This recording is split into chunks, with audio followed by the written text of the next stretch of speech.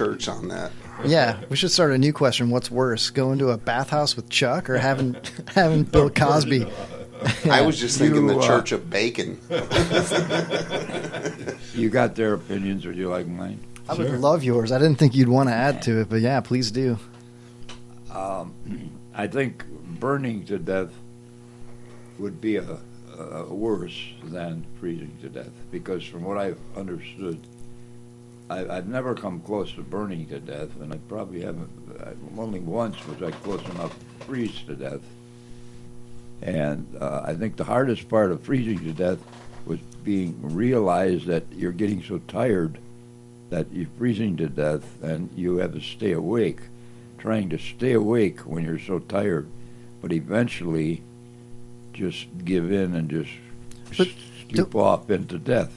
While you're burning, it's not only you're feeling the pain, you're also feeling the smell, and you can't breathe. Yeah. And I would have to agree with you on that, Pops. Like, I think freezing to death, you go numb, but burning to death, you're choking, you're vomiting, you're trying to put out the flames. I totally disagree with all this. If you were to burn to death, you'd be dead within minutes. But still, your internal organs would quit. Agonizing pain. Mm-hmm. Yeah, but freezing to death, it'll take you minutes to die from burning.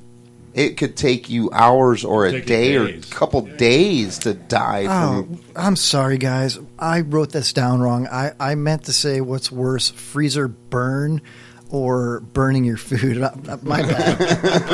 I said it all wrong. Freezer burn or burning yourself with a lighter. Yeah, well, A seed burn. Pops always starts it out on such a, ill notice, and Kevin, you always finish it out. Well, it's like bowling, man. Pops will set up the pins and I'll knock them down, baby. Let's do this.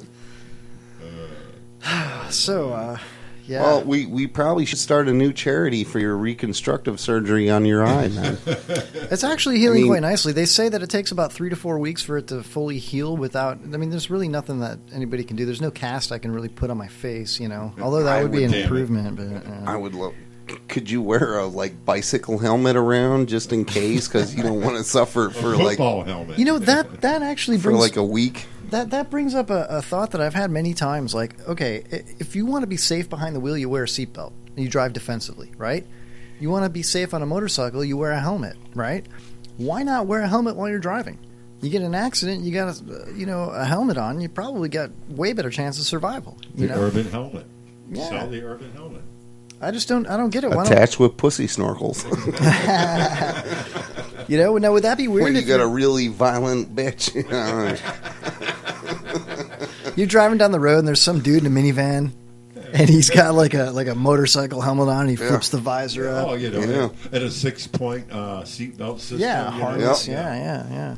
And then if you're going to go there, you may as well go a little bit further and just wear a helmet when you're walking around. Absolutely. You could trip and fall. A bird could, a low-flying bird could just bam right in the side of your eye. You could get bit in the eye by a dog. Just saying, or hit the face with a seagull like Fabio, right? All right. That was awesome, dude. Let's agree right now. Next week, we're all going to wear helmets. We're all going to wear helmets on the podcast. Can we spell it HELMUT? Helmets. Whatever, cool. I'll wear one right now. It's almost like a Mongrels song, isn't it? The Helmuts. The Helmuts. They're from hell. I guess, man. The Helmuts. You can call it what you want, dude. Where are you going, Jay? You just can't bail on us like that. Oh, he's got a helmet, dude. He does. He really has a helmet. It looks more like a fez. It's a helmet. The way it fits is noggin. That is amazing, dude. Actually, that's mine. It was given to me. That was a gift. That was your Christmas present. I got it for Pops for Christmas. You can have it, Jay. All right, thank you. Soiled it with that forehead sweat. I can just see where you guys, my grandkids' kids, they're going to have to pay an additional $200 when they buy a car or if it's a 4-seater, it'll be $800 because each seat's going to have a helmet up on top that when you sit in it, it'll automatically come down and protect your like head. an old hairdryer at the beauty salon. Exactly. And I'm a guy that prescribes we don't really need driver's license to drive a car, and here we're going to have to not only get a seatbelt wrapped around us and hold us in place, get a helmet put in it. I just tweeted a picture. I just assumed say to hell with it. I don't want to exist anymore. Now, Pops, What a safety invention. We could make millions off of this. would that be considered road helmet? Would it be considered what? Road helmet. Road helmet. I just wanted him to say. It would be considered a pain in the ass to me. Whoa, a road No, helmet. you pop pain in wear the it on ass. your head, not your Yeah, I ass. don't, the hell, it's not a mining helmet, miner's helmet. You guys want to wear helmets, go ahead, but don't make the government force other poor people to do But it. nowadays, you got to wear a helmet. Yeah, I You mean, get sick. Well, diseases, if- everything. if you're gonna wear Kids. a helmet everywhere you go, you may as well wear a condom too, Chuck. You know, Oh, I do, just in case. yeah, not in your butt, but It's kind of like Viagra Probably- or Cialis. probably- You never know when the probably- mood's going to strike you. Probably if our parents had been serious and done what they wanted, none of us would be here. Well, Chuck, the only advice I can give you is to take it off in between interactions. Don't keep it on Positions, for right, yeah. days at Just a let time. them see it. yeah. Just show it to them. Yeah, and when we switch positions, I always take it off. But did I tell you guys the joke about the Yes. traveling sales lady who slept with the two farm boys? Yeah, You did actually, yes. Yeah, we heard Well, that then on you- then you- episode then- 17. Then you won't want to So- hear it again. Kevin, what's coming up next week, man? Actually, what? Simba? Super Bowl. Super Bowl. Super Bowl, huh, Chuck? All right. Which is not going to happen. Oh. I made that prediction. I kind of hope it doesn't. But I don't want anybody to get hurt. But it would be awesome for Chuck to make like $30 million on the bet. That would be great. Maybe we'd get a bigger mixer. You know. Yeah, I got a I 50 thought I'd get a Hamilton Beach mixer. One of them. I believe it's pronounced Hamilton Biatch. I got $50 on it, man. Yeah. I put 50. That's my biggest bet since Green Bay played New York in Green Bay, and we lost, and I lost a lot of money. So When was this? What year? that was about like 3 years ago. It was something a year like that. after we won the Super Bowl. Yeah, so We won the Super 2012, Bowl. something like that. It was a 2010 team that won, so it was 2011 that we played New York. We were the number one seed. We had home seed advantage throughout the playoffs. All right, well, pops, I don't want to relive this. I'm just. I know. Hey, but I'm like, now if you ever need to know what it was, just ask Chuck and he'll be able to tell you. okay. Yeah, and you'll be like, "What was that, Chuck?" And he'll be like, "Redskins." Chuck is my encyclopedia that I can't read to see. I just ask him and he'll tell me Encyclopedia Bitchanica. I used to sell those door to door. Yeah, and every subject has an the answer. asterisk. You did, Chuck. No, I'm just kidding. You said But that. I do remember. I being interviewed young for a and- job one time to sell them And, door to door. no, as a little kid, I remember they came around in our town. Oh, yeah. Selling door to door, and I remember my parents were all about it, man. They think we yeah. got a set of Britannica back in the day, yeah, the maroon colored books, and you flip through and Well, World Book came along and they ate them up because it was a lot simpler than that. But I almost I did it. did one time interview for a job with Encyclopedia Britannica, but I checked it out and I realized that You couldn't read. World Book was a lot better deal and a lot cheaper. Well, what really happened, Pops? What Was had happened was, I'm sorry. what had happened was, Oh, okay. I almost did the same thing, but I had the foresight to see, or foreskin to see, that we were on the verge of the internet. And it was like, I was looking at like buying a big old boxy computer or these books. And I was like, I'm going to skip on, because I was a revolutionary back then. I was a revolutionary. How much gay porn can you really look up in an encyclopedia? Britannica, You know. right. Yeah, exactly. Yeah. Yeah. You All will right, not so- find gay porn in set of Britannica. Well, if you look up gay porn in an encyclopedia, guess what you find? and asterisks. An asterisk. let me tell you the really reason that they went out of business, all of them, and that's because Well, what the had world happened was- changes so much that every year Exactly. they had to send out a whole bunch of supplements or new editions Yeah, because things that were, you had things to were pay. wrong. Yeah, you had things to were pay wrong. Right. on your book, Yeah. or I mean, it's just like if you get It's outdated knowledge. buy a globe of the world. Yeah. If it's 10 years old, it's obsolete because half of those countries aren't even there anymore.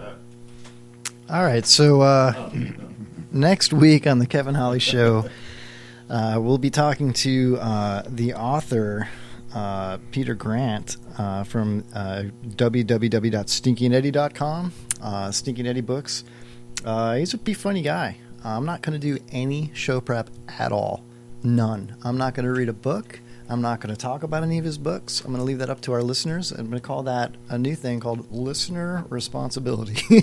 No, but seriously, this guy is so funny and witty. I've been going back and forth with him on direct messages and stuff that I told him straight up. I'm like, you're hilarious. I'm not even doing show prep. And you know what he told me? I have it right here. Let me read you one of his tweets here. Peter Grant is a funny guy. I caught him on the another show. What the hell was it called? Oh yeah, I listen to that show all the time, dude. It's called the Kevin Holly Show. .com. You can find him Or on Kevin Holly Show Twitter and /asterisk and Facebook.com/backforwardcom/ asterisk. You guys are being dicks, man. I'm not really Dick comfortable. Lives Matter. What? Anyway. All right. Pops thought that was funny, too. Oh, that's great. Hey, why do they not, Pops? Why do dicks' lives not matter? You found that to be funny. You saying they don't matter? I didn't know. I'm just thinking racist Chuck here. Racist Chuck. All right. He's homeless Chuck, man. He's not racist. He's got a color TV and 4 black tires, man. Oh, my God, dude. It's bringing it back down to reality there. Anyway, I caught Peter Grant on the Rob and Slim show, and he was hilarious. So I hit him up, and here's what here's some of his responses to our conversation that we had back and forth over the course of a couple of days. He says, at Kevin Holly Show 4, puts the STD in stud, all he needs is you. What's not to like? He said something along the lines of, let's see here, I'm scrolling. He said, at Kevin Holly Show 4, it's nice of you to ask. I don't have any STDs, but do you need medical confirmation? I'm in California. What time? Yeah, no, he's been hilarious, man. You know, he basically told me to keep my asshole clenched the whole time or something ridiculous like that, dude. I like it. If the guy can write books, he's definitely gonna it's huge, dude. improve the. Last week he had a Definitely huge bring hit. us up a level or two. Yeah, no, he's a really intelligent, funny guy, and you can catch him on his books on Amazon. That's the first place I would go if you wanted to buy Stinky and Eddie. StinkyandEddie.com. Check him out on Amazon. There's all kinds of links and all kinds of info on it. Not that I did any show prep or anything like that. Well, that's all right. That'll be fun. I'm just saying the Mongrels can probably come and hang out in the studio and stay here a night or two when they come to Florida. I don't know about this guy. I'm going to have to wait until I talk to him. So. Yeah, sure, of course. Yeah, he might be the guy that sniffs through your underwear drawer. I don't know. You know what I mean? You might like that. I have no problem with that, but I'm thinking the Mongrels will probably bring some groupie bitches that'll be like, come on, dudes, stay a couple more days. This guy's still circling around to what you promised Jay when he started the show. Yeah.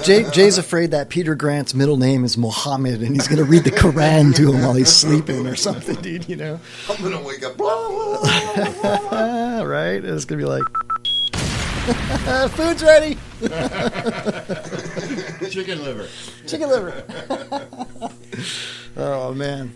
No, so that'll be good. That'll definitely probably. Probably. It'll definitely improve our intellectual levels that we've been reaching. Can it really get any better? I mean, yeah. Somebody that's Stinky and Eddie. Somebody that actually uses 2-syllable words.